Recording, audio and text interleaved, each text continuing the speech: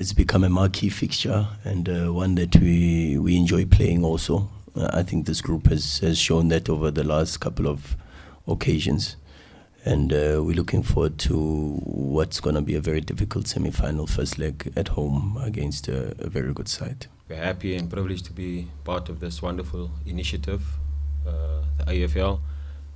We are looking forward to the game. It's a big one, but we pride ourselves in playing the big games. We just love playing football, so we're excited. We're looking forward to it. It's going to be a big one, and that's what we love to do. So we're looking forward to the game. We focused on what's available for us, and we're trying to do the best that we can with regards to the squad. It doesn't help speaking about the players that are unavailable. So a lot of my focus is on who's available and what we're going to do with what's available. There's been quite a lot of improvements. There's been quite a few changes. Structurally, they've kept more or less the same sort of offensive structure. Maybe apart from the possibilities of Dieng playing a little bit higher than normal. They either use Atia or Koka as the sitting midfield. So the structure is more or less what they used to do in the midfield. The preferred 10 is Afsha, of course, with a little bit more movements from the opposite half space, maybe to create some space for Percy, who inverts from the right side. And then there's also a lot of possibilities with the fullbacks, Malul, very good, aggressive. Hani, very, very important for them with the overloads and the underlaps. But yeah, for sure, a good team. They've done some good work also in the transfer market to improve the squad. So we, as I said, we play against a very difficult team. We know how difficult they are, but they also know how difficult we are, and we're looking forward to that encounter.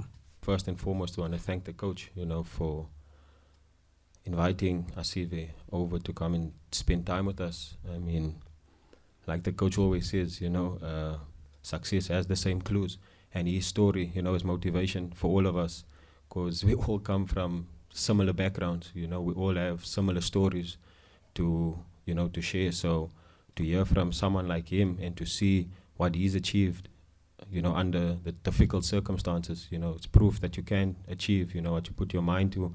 There's going to be a lot of obstacles, a lot of setbacks, and a lot of negativity. Our country is filled with a lot of negativity, and they're looking to bring one down, but you need to stand, like he said, 10 toes down, and believe in yourself, and, keep going, and, show the faith and the perseverance. The key thing that he, expressed, that I took out of that, was the perseverance, to not give up. And especially, the current crop of players, we've all got big ambitions. Starting with the AFL now, it's a big dream of ours. Last year when they made mention that it's possible, that it's going to happen, the first thing we said is we want to be part of it and we want to win it. So that's the, that we'll take out of his story, is the belief, first and foremost, that we can win it, and then second, to go out there and achieve it. So it's wonderful, that he came to us and, shared his story. So hopefully his success, can rub off on us. It's amazing. I mean, he's an amazing human, amazing coach, and he never settles. He's always looking for ways to improve you as a player, as a person. So I knew coming here that they've got a style of play. And I mean, the first day I came here, everything was prepared for me. I had video clips cut already of the way they play, the way they start. So I can remember all the variations from last season already, and this season we're adding, because that's how football's moving. It's always moving, looking for new ideas, new opportunities, and the coach he's never happy. Even with that build-up, it's trending like that. He's always looking how we could have been better. So it's always amazing. You always have to be ready, and learn and do your corrections. Like the coach is big on that. So as much as the people see the finished product, there's so much going on behind the scenes, so many mistakes.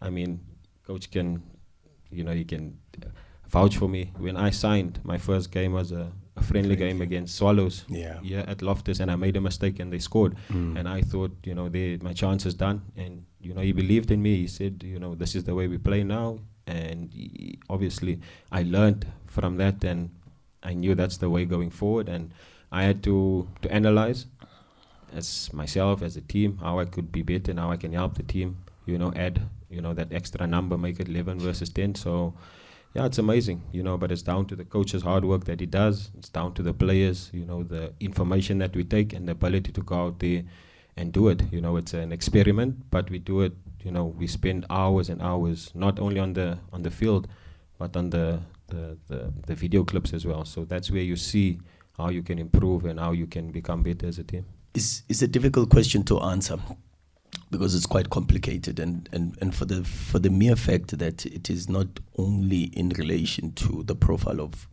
the clubs that we participate against, both in the Champions League and the AFL.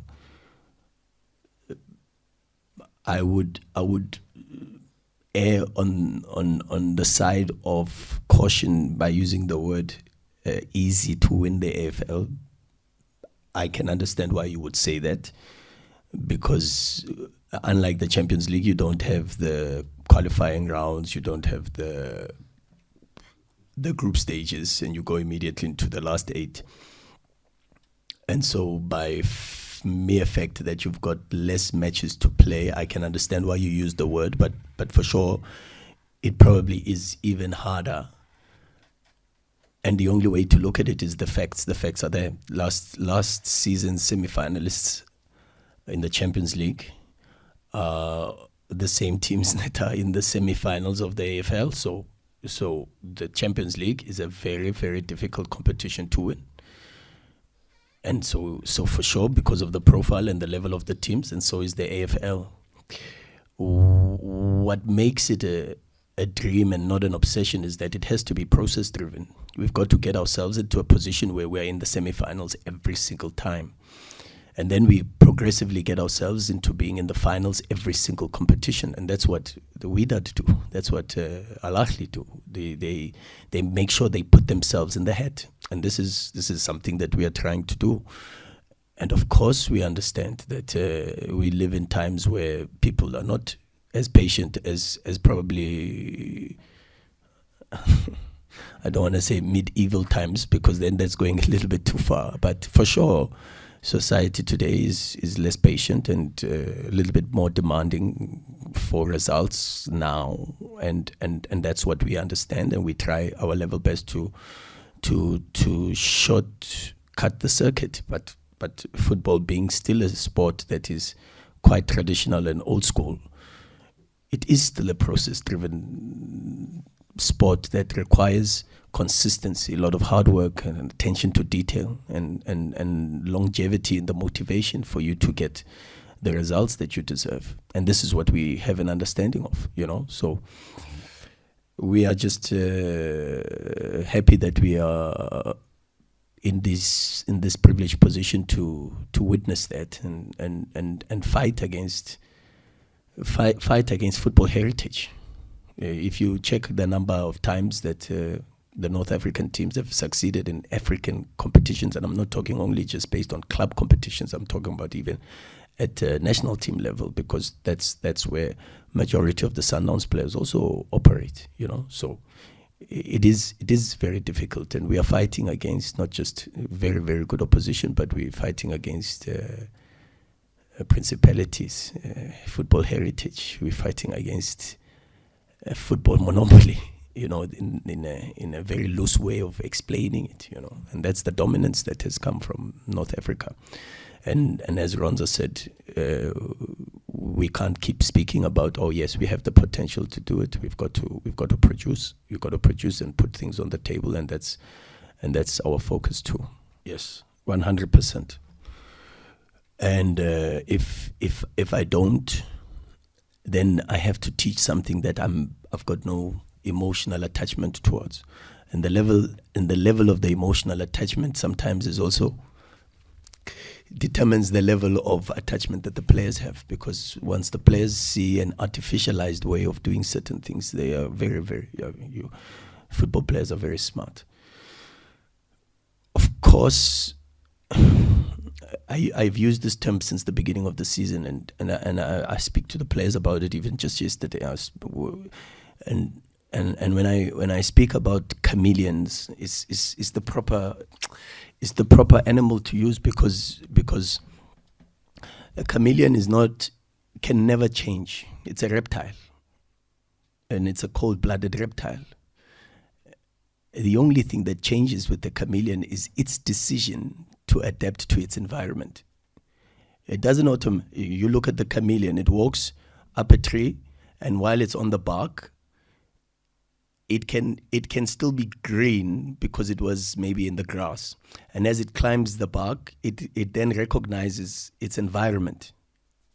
And to camouflage and to feel like it belongs, it then makes the decision to change to a brownish color. And you can even go into a deeper space to say by camouflaging, it also protects itself from being vulnerable around its environment too. And so that is the same thing with I think a football club that has to succeed in the modern game, and not just on the African continent, but I think you've got to be able to. You watch football now, you see teams play in relation to what the picture tells them, not necessarily about we want to play a certain way and we are obsessed by it. No, we understand that when we decide to be a team that sits a little bit lower, we know why we are doing that. When we decide to be a team that presses a little bit more or higher and closer to the opposition box, we know why we want to do that. When we are a team that wants to build from the back, and we make that decision in relation to what the game informs of us.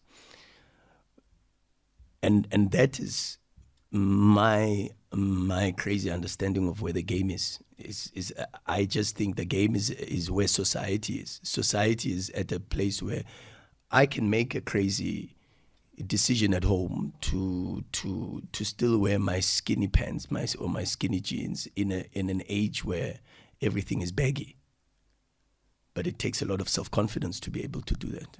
And that's exactly what we were trying to be. We want to be a team that's got a lot of self-confidence to still be able to play a certain way that maybe not a lot of people would confirm as the normal way of playing and competing for the Champions League, but still be able to adapt to the questions that the competition asks of us. And that is why we've made some small nyana tweaks in our organizational forms, is to be able to be adaptive and to respond to what we know will be the questions that the competitions will ask us, but still keep our identity as cold-blooded reptile. And that's the most important thing in answering your question, I think. It's possible. We've seen it happen before. And yes, for some reason, we haven't achieved as much as, we'd like to as a country. But, it's possible. You see a lot of players going overseas now. So they're opening doors for us, and they're giving us that motivation, that it's possible. You just see Lyle Foster 2 days ago extending his contract, so that, it shows that it's possible. So we just need to keep believing, put South Africa, back where it belongs, because we've got the ability, but how long are we only going to discuss the ability? We need to start doing. And I think the mentality has shifted over the last few years, as you can see, so, and I mean, having, the mighty Sundowns, each and every season raising the bar, it sets a high standard, not only local, but on the continent, globally as well. So, we just need to believe that it's possible, go out there and achieve our dreams. Just to publicly thank Asive for coming and his management team for taking time out to come and visit us. And of course, the objective was exactly that. They say if you spend enough time close to the barber, you end up getting a haircut. So hopefully we end up also winning African competitions and being African champions like he was. And that's where he started. He conquered Africa first, and then he went on to conquer the world.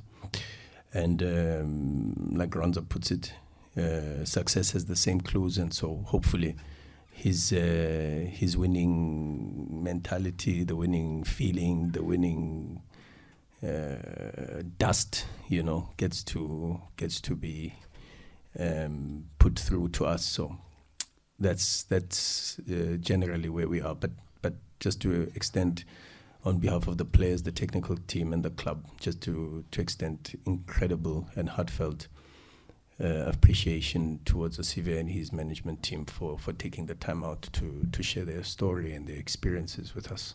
Would like to congratulate the Springboks for reaching yet another World Cup final. We want to wish them all the best tonight. Go out there, continue writing history for the nation, for the country. We're fully behind you guys. Go out there and do what you guys do best. You guys know how to do it. You've proven it before. So from our side, we'd just like to wish you guys all the best tonight. Go out there and do your best.